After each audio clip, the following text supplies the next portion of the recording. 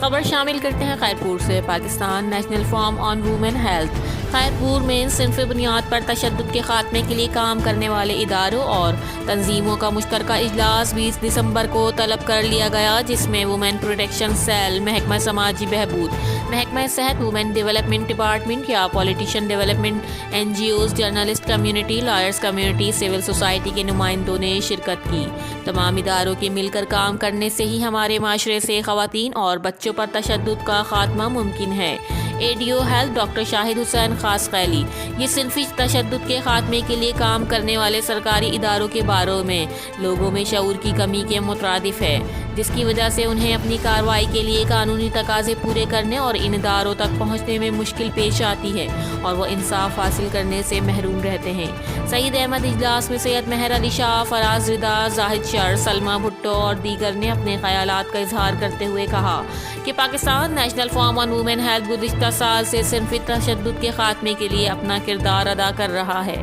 ہم سمجھتے ہیں کہ خیرپور میرس میں صنفی تشدد کے خاتمے کے لیے کام کرنے والوں تک پہنچنے کے لیے رابطے کا ایک طریقہ کار قائم کیا جانا چاہیے، جس سے ان لوگوں تک رسائی آسان ہو جائے جو مدد حاصل کرنا چاہتے ہیں۔ Reporter Ayaz Ahmed Soho, CCN news.